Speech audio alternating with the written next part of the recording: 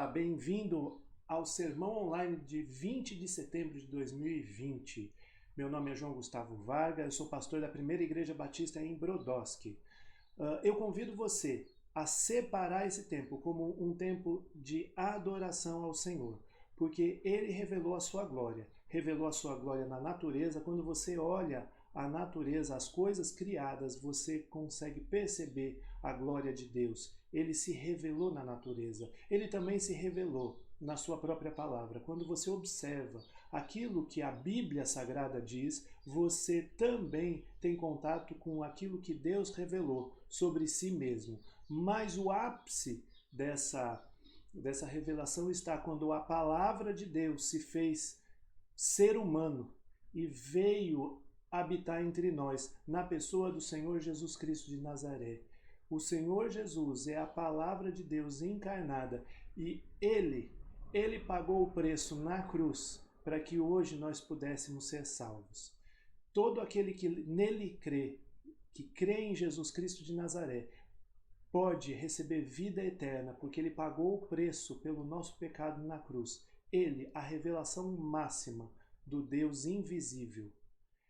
Então, eu convido você a adorar ao Senhor Deus nesse momento. E, para te auxiliar nisso, eu quero dizer que tem na descrição do vídeo 3 músicas para você poder adorar a Deus também com música, com as canções. São as canções que nós cantamos no culto presencial e que você também pode acompanhar, ou cantando ou meditando na letra da música. Tá? Se você precisar falar com a gente, também entre em contato através do Facebook, da nossa página do Facebook, e na descrição do vídeo tem lá o link para você chegar até nós, tá bom?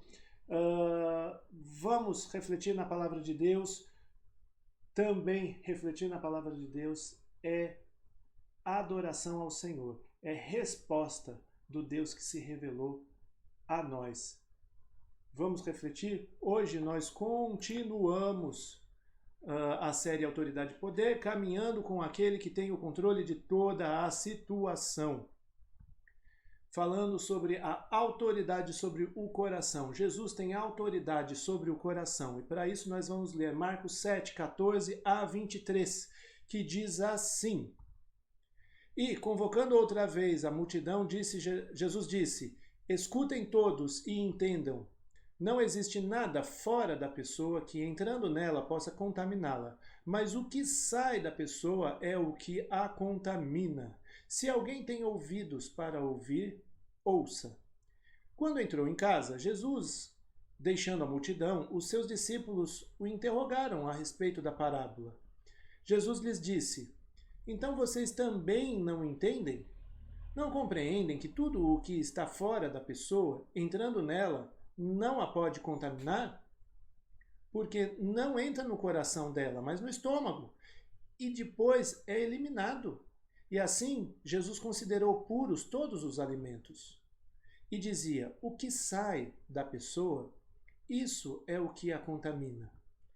Porque de dentro, do coração das pessoas, é que procedem os maus pensamentos, as imoralidades sexuais, os furtos, os homicídios, os adultérios, a avareza, as maldades, o engano, a libertinagem, a inveja, a blasfêmia, o orgulho, a falta de juízo.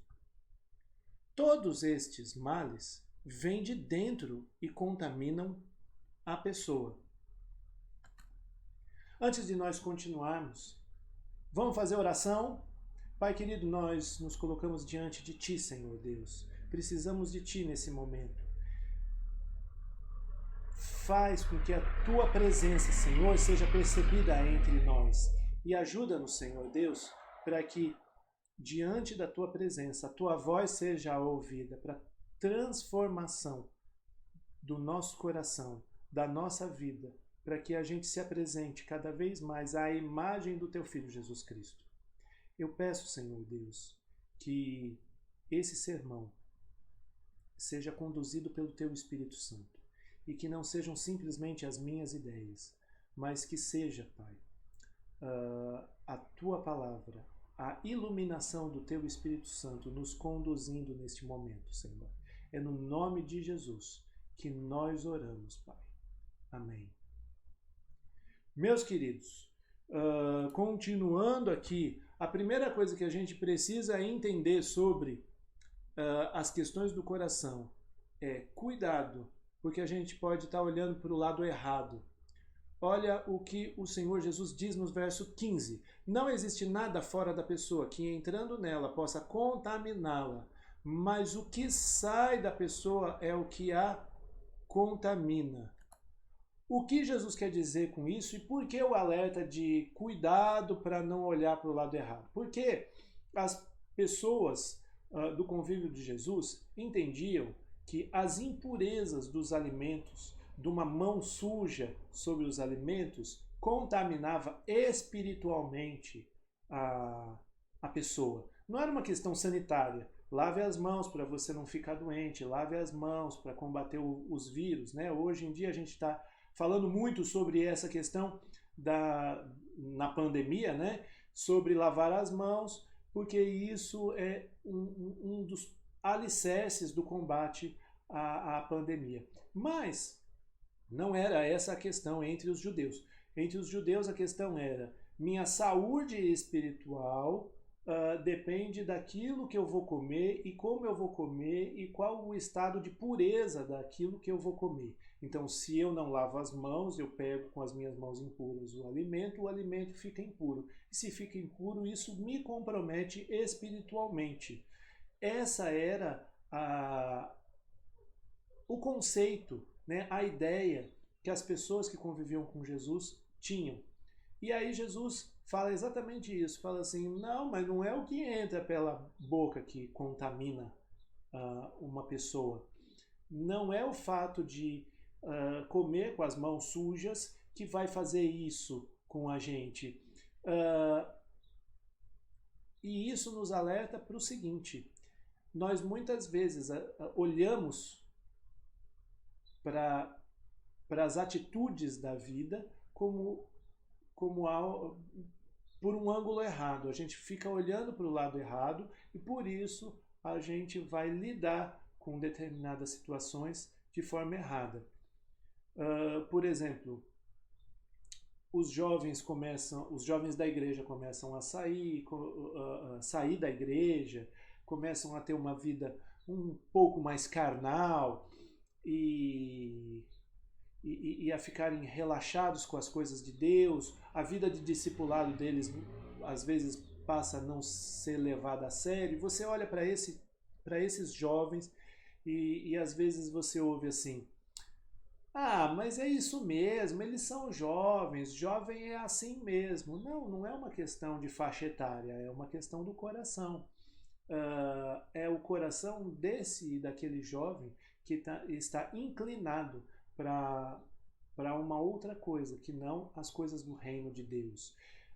Tanto não é uma questão de faixa etária que você tem José do Egito, lá em Gênesis, né, a partir do capítulo 39, que era um menino jovem, mas um menino temente a Deus. Não era a questão de ele ser jovem que fazia com que ele fosse mais ou menos temente a Deus, era o coração de servo que ele tinha. Da mesma forma, Daniel, o profeta Daniel, que foi para a Babilônia muito jovem, e muito jovem ele tinha zelo por Deus, ele e os 3 amigos dele. Então, quando a gente pensa nisso, a gente fala assim, não é uma questão de faixa etária, mas a gente pode olhar e falar assim, puxa, não é? Uma das coisas que a gente pode pensar também é a questão das universidades. Voltando à questão dos jovens, né? O jovem vai para a universidade, tem contato com ideias diferentes, né? Ideias às vezes contrárias ao evangelho, e aí ele se desvia, e aí ele abandona a fé.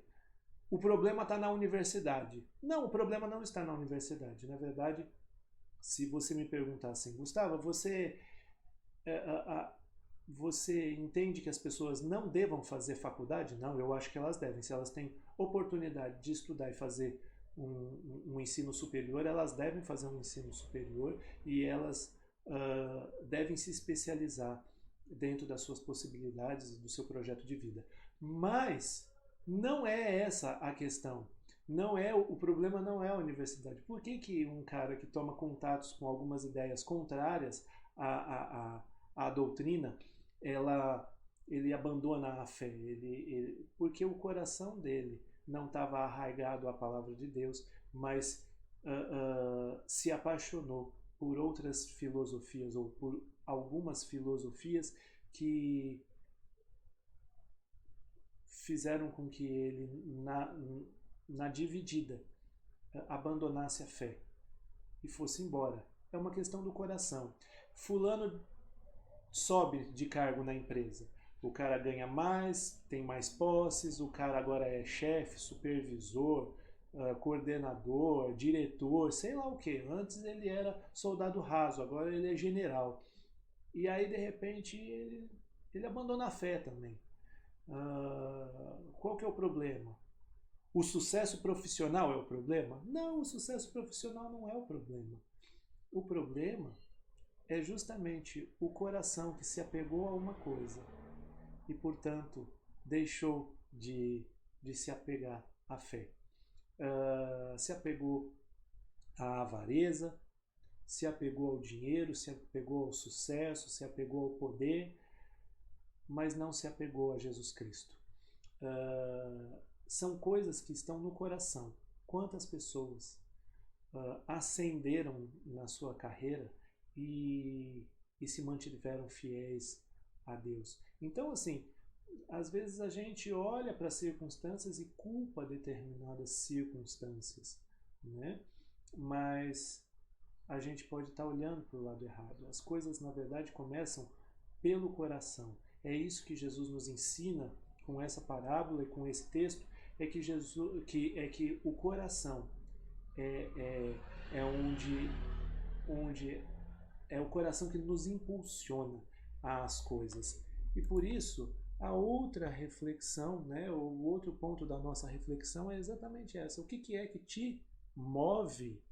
Porque de dentro do coração das pessoas é que procedem, e aí ele vai falando. É o coração que nos impulsiona a fazer isso ou aquilo, ou a não fazer aquilo e fazer isso. É o coração que nos impulsiona, que nos dá motivação para uma coisa e não nos dá motivação para outra. Por isso é que a gente precisa também pensar em para onde estamos indo e para o que o nosso coração está nos impulsionando. Nota, quando você faz regime e aí você tem aquele baita daquele chocolate, ou e do outro lado você tem aquela maravilhosa cenoura e você sempre se entupiu de chocolate. Agora a nutricionista está dizendo que você tem que comer cenoura, alface, tomate, tem que carcar fogo na salada, entre outras coisas. Mas você não quer, você quer o chocolate. E você demora, você larga aquela cenourinha, aquela alfacinha de lado para carcar pau no chocolate. Por que que a gente muitas vezes tem tanta facilidade de, digamos, descascar uma embalagem de chocolate e tem pouca presteza para descascar uma cenoura? Porque o nosso coração está pendendo para o chocolate. Por que é que tem gente que fala assim: ah, sou viciado em Coca-Cola? Ora, sou viciado em Coca-Cola porque o meu coração gerou uma relação de dependência com aquele refrigerante. O problema não é a marca. O problema não é Coca-Cola Company. O problema não é se você toma Coca, Pepsi, Dolly Cola. não interessa. A questão é o seu coração ficou escravizado pela dependência de um líquido. Nota, eu não estou falando de bebida alcoólica, porque às vezes a gente mete bronca no cara que bebe até cair, né? O cara vara o bar e bebe até cair. E aí a gente fala assim: ai, esse vício. Mas aquele que aponta o dedo pro etilista e fala: esse vício, ele às vezes é dependente de Coca-Cola, de chocolate, de comida. Ele é dependente de série de TV. Ele é dependente de uma coisa, de uma série de coisas. Porque enquanto um tem o coração escravizado pela bebida alcoólica, o outro tem o coração escravizado por outras coisas. Qual é a diferença essencial? Nenhuma. São corações escravizados. O que te move? O que te move é o seu coração. Seu coração é que te leva a uma coisa e não te leva a outra. Né? Aquela criança, aquele menino que a mãe e o pai suam para fazer meia hora de tarefa, mas depois que libera, esse menino joga 3 horas de videogame sem problema nenhum. Por quê? Por que é que o menino tem dificuldade para fazer a tarefa, mas flui no videogame? Porque o coração dele está nesse negócio. Então, é o coração que move a gente. É o coração que nos move às nossas atitudes, às nossas palavras. Aquilo que a gente fala é impulsionado pelas motivações do nosso coração. Às vezes a gente fere, magoa as pessoas e diz assim: desculpa, eu não queria dizer isso. Queria sim, estava engatilhado. Você só catapultou esse negócio do seu coração para a sua boca, e a sua boca falou aquilo que estava lá dentro. Então a gente precisa se lembrar que o que nos move a fazer, o que nos move a falar, o que nos move a escolher é aquilo que nós cultivamos dentro do nosso coração ou aquilo que nós deixamos de cultivar dentro do nosso coração. Daqui a pouco nós estamos em 2021, tá todo mundo querendo que 2020 acabe logo, né? É engraçado, até como se fosse um passe de mágica, né? A pandemia está em 2020 e aí virou o ano, né? 31 de dezembro de 2020, 1º de janeiro de 2021 não tem mais coronavírus. Mas a gente tem esse pensamento mágico e aí a gente pensa: 2021 tá aí, ele vai ser um ano melhor, vamos pensar positivo, né? E é bem interessante porque aí a gente vai começar de novo, né? A gente nunca deixa de fazer isso, de fazer planos para 2021, porque eu quero emagrecer, porque eu quero um carro novo, porque eu quero dar um up na minha carreira, porque eu quero casar, porque eu quero, enfim, a gente faz um montão de planos, né? Mas a gente não toma tanto cuidado com o coração. De novo, a gente olha muitas vezes para o lado errado, porque a gente acha que casar vai resolver a nossa vida, que ter uma carreira bacana vai resolver a nossa vida, que emagrecer vai resolver a nossa vida, que trocar de carro vai resolver a nossa vida, mas a gente não olha para coisas que estão ligadas ao coração. Eu confesso para vocês que assim, eu não consigo me lembrar de ninguém, por exemplo, que diz assim: no ano novo eu tenho um projeto de amar mais as pessoas, de amar os irmãos, de amar meus inimigos, de amar todas as pessoas como Jesus me amou. Esse tipo de plano a gente não faz, mas é um plano ligado ao coração, entende? Porque ou a gente cultiva, né, um coração disposto a amar, ou a gente não cultiva. Ou a gente cultiva um coração disposto a perdoar, ou a gente não cultiva. E aquilo que a gente cultiva ou deixa de cultivar é que vai impulsionar as nossas atitudes, as nossas palavras, as nossas reações, as nossas escolhas. É o coração é que nos move e é aquilo que está dentro do coração que nos impulsiona a fazer o que a gente faz ou deixar de fazer algumas coisas. Então, olha só o que Jesus faz. Ele fala de alguns objetos contaminantes que ficam dentro do nosso coração e que podem, portanto, nos corromper, nos contaminar. O primeiro deles são os maus pensamentos, né? Todos os pensamentos de qualidade ruim são coisas que podem nos contaminar. Por exemplo, se você é ansioso, se você deixa a ansiedade te dominar, se você deixa o medo te dominar, se você deixa que a tragédia, né, a expectativa da tragédia na sua vida te domine, tudo isso vai impulsionar a sua vida de uma maneira muito complicada. A imoralidade sexual, Deus projetou o sexo para ser praticado num determinado limite. Se você tira esse limite do cenário, tudo o que você tem é o que a gente chama de imoralidade sexual. Sexo fora dos padrões de Deus. E sexo fora dos padrões de Deus, ele não começa na cama, ele começa no coração. Você vai deixando esse negócio crescer. Por isso, tome cuidado com as conversas que você tem, tome cuidado com...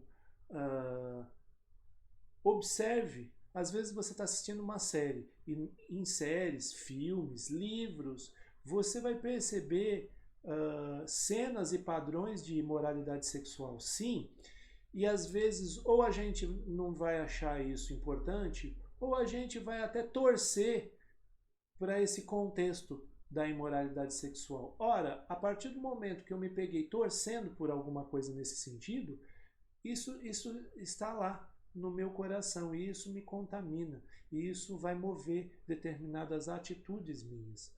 Os homicídios, ninguém mata uma pessoa. O homicídio, o matar uma pessoa não começa no ato, começa no coração, começa com uma ira, começa com um ódio, começa com a indiferença pela vida humana, e isso tudo é cultivado no coração, né? Eu conheço uma história de um conhecido meu que era policial, e que disse que atendeu um chamado por causa de uma mulher que faleceu. Ela morreu porque o marido matou ela. E por que matou? Matou porque ela picou o tomate do jeito que ele não gostava. Ora, o problema era o tomate? Não. O problema é há quantos dias, semanas, meses, anos esse homem foi cultivando uma mágoa, uma ira, um ressentimento, um ódio, até que o tomate foi a gota d'água. Então, homicídios nascem no coração, adultérios nascem no coração. Você desejou uma esposa que não é a sua, um marido que não é o seu, isso lá no seu coração, e criou na sua mente um cenário em que ele cabe na sua cama, e você já adulterou. Você não precisa nem ir para as vias de fato, é no coração que nasce o adultério. A avareza, o apego aos bens materiais, ao dinheiro, a escravidão, inclusive, aos bens materiais, nasce no coração. Todas as maldades nascem no coração. Você pode falar assim, eu não sou uma pessoa maldosa, sou incapaz de fazer mal a uma pessoa. Mas aí, uma pessoa que te prejudicou, ela está andando de bicicleta na rua, ela pega um buraco e capota com a bicicleta e bate de cabeça no chão. Você até vai ajudar ela, mas lá no íntimo do seu coração você fala assim, bem feito, Bocó. Então, enfim, você já teve um pensamento maldoso, porque no final das contas você festejou a tragédia do outro. Isso é maldade. Você não fez nada? Não, não fez. Você não colocou o buraco no meio do caminho. Você até ajudou essa pessoa, mas lá no seu íntimo você ficou até feliz porque ela entrou com a cara no chão. Maldade que nasceu no coração. O engano nasce no coração, né? Como vou pensar e repensar as alternativas à verdade? Isso nasce no coração. a libertinagem, a falta de limites, a falta de disciplina, tudo isso está ligado ao coração. A inveja está ligada ao coração. A blasfêmia ligada ao coração. O orgulho ligado ao coração. A falta de juízo. Tem gente que não tem juízo. Por que não tem juízo? Essa é uma coisa bem interessante, porque esse é o único ponto que Jesus nos traz que não está ligado com a presença de algo, mas com a falta de algo. Então, não é só aquilo que você tem e que é ruim, mas é aquilo que te falta e que é bom. Se falta juízo, o seu coração é contaminado, sua vida é contaminada. Se falta amor, sua vida é contaminada. Se falta bondade, se falta paz, se falta fidelidade, se falta domínio próprio, são coisas que faltam e que vão nos contaminar. Cuidado com a presença de objetos contaminantes no coração e com a falta de elementos abençoadores, honrados no coração, porque tudo isso nos contamina. Mas a gente pode colocar o nosso coração nas mãos de Cristo Jesus. E colocar o nosso coração nas mãos de Cristo é colocar o nosso coração nas melhores mãos, porque é Ele quem tem autoridade e poder sobre o coração. Olha o que diz Provérbios 4:23, de tudo o que se deve guardar, guarde bem o seu coração, porque dele procedem as fontes da vida. O que esse texto está nos ensinando? Ele nos ensina que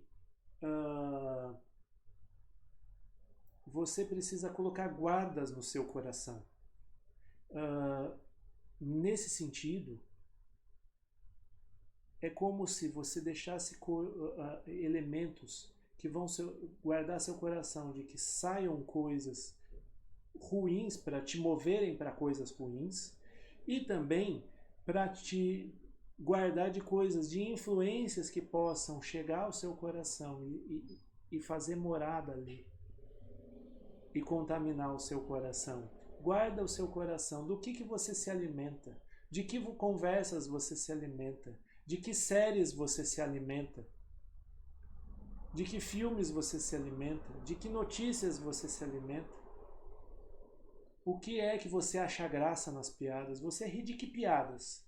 Essas coisas precisam fazer parte de reflexões. A gente precisa refletir nesses negócios, porque, como diz a chefe de um grupo de comédia lá de São Paulo, chamado Terça Insana, ela diz assim: a moral de um homem pode ser medida por aquilo que ele acha graça. De quais piadas você ri? Isso vai medir qual é a sua moral. Se você é uma pessoa que tem uma vida contaminada, com um coração contaminado ou não, toma cuidado com aquilo que você deixa entrar no seu coração e morar no seu coração. A outra coisa que a gente precisa entender é o que está em Romanos 12:2 e que diz: e não vivam conforme os padrões deste mundo, mas deixem que Deus os transforme pela renovação da mente, para que possam experimentar qual é a boa, agradável e perfeita vontade de Deus. Vou aqui repetir uma partezinha desse versículo que diz: mas deixem que Deus os transforme pela renovação da mente. Vou falar de novo. Mas deixem que Deus os transforme pela renovação da mente. Quando você lê a Bíblia, uma dica que eu te dou é: dá uma olhadinha em quem é, se o verbo está na voz passiva ou na voz ativa. Aqui existe um passivo para nós. Nós somos os agentes passivos. que é a renovação da mente. Nós não fazemos a renovação da mente acontecer. Nós não fazemos a transformação da renovação da nossa mente acontecer. Quem faz isso é Deus. Então, é Deus quem faz a ação e nós é que recebemos a ação. Sabe o que isso quer dizer? Que você e eu não podemos transformar a nossa própria mente. A nossa mente é muito difícil de ser transformado, o nosso coração é muito difícil de ser transformado por nós mesmos. É uma causa impossível. Se você conseguir, se eu for muito otimista, muito positivo, eu vou dizer que você vai chegar no final da sua vida, no leito de morte, e falar assim: venci aquela paixão, agora faltam mais 1 milhão. É isso. Nós temos N coisas dentro do nosso coração que precisam ser mudadas. Se você tentar sozinho, você vai perder essa guerra. Porque o que é que esse texto diz? Diz, vai lá e transforma o seu coração? Não. Ele diz, mas deixa que Deus transforme. Mas deixe que Deus transforme. Tudo o que a gente precisa fazer é nos curvar diante de Deus e fazer e dar o espaço para que Ele governe, para que Ele mexa no nosso coração e para que Ele tire todos os elementos contaminantes e cultive tudo aquilo que é do Espírito Santo de Deus. O que eu vou falar para você? Eu vou falar para você, coloque o seu coração diante do altar de Deus. Fala assim, Deus, está aqui meu coração, está aqui meu coração invejoso, está aqui meu coração adúltero, está aqui meu coração avarento, está aqui o meu coração maldoso, está aqui o meu coração infiel, está aqui o meu coração que não tem juízo nenhum. Põe juízo, Deus, põe juízo no meu coração. Mas a gente precisa colocar o nosso coração nas mãos de Deus. É nas mãos de Deus que o nosso coração vai ser transformado. É nas mãos de Deus que elementos contaminantes vão sendo tirados e purificados. E é nas mãos de Deus que o nosso coração vai recebendo outros elementos que vão nos impulsionando para outras direções. Mas a gente precisa colocar o nosso coração nas mãos de Deus. Eu convido você nesse instante a baixar sua cabeça. E se você assim quiser, você dizer assim, Deus, governa sobre o meu coração. Jesus Cristo de Nazaré, governa sobre o meu coração. Transforma o que precisa ser transformado. E faz do meu coração um coração digno da tua santidade. Eu não posso fazer isso com o meu coração. Você não pode fazer isso com o seu coração, mas Deus pode. Eu vou fazer uma oração nesse instante. E se você quiser ter o seu coração santificado, purificado, transformado pela poderosa mão de Deus, faz essa oração junto comigo. Se o Espírito Santo de Deus apontar, jogar luz sobre determinadas coisas que estão no seu coração e que precisam ser mudadas, não finja que não é com você. Coloca isso diante de Deus. E esteja disposto a deixar que Deus transforme o seu coração. Vamos orar mais uma vez? Pai querido, eu quero colocar diante de Ti a nossa vida e te peço perdão desde já, porque muitas vezes o nosso coração tem nos impulsionado a coisas que não Te agradam, que Te ofendem, que nos levam ao pecado, que nos levam a conceber o pecado, Senhor Deus. Nós queremos Te pedir que o Senhor mude o nosso coração, Senhor Deus. Nós queremos Te pedir que o Senhor nos encha com o Teu Espírito Santo e que Teu Santo Espírito flua sobre cada ponto do nosso coração, da nossa motivação e tire tudo aquilo que não Te agrada e cultive tudo aquilo que Te honra, para que a gente seja transformado dia após dia. Senhor, Nós não podemos fazer isso sozinhos. A gente só pode fazer isso através de Ti, Pai. Por isso, Senhor Deus, eu te peço no nome do Senhor Jesus, transforma o nosso coração, Pai. Transforma no nome de Jesus. Amém. Amém. Que Deus abençoe você que está nos assistindo. Estamos começando mais uma semana e, portanto, vão para os compromissos da semana de vocês, vão para cumprir os compromissos, para lidar com os desafios que essa semana já está reservando, para lidar com as pessoas que vocês vão se encontrar, para vocês serem bênção. Sejam bênção essa semana em todos os elementos que essa semana vai fornecer para vocês. Sejam bênção, mas sejam bênção com um coração purificado pelo poder de Jesus Cristo, que tem autoridade sobre todo o coração. Que Deus abençoe vocês e uma boa semana.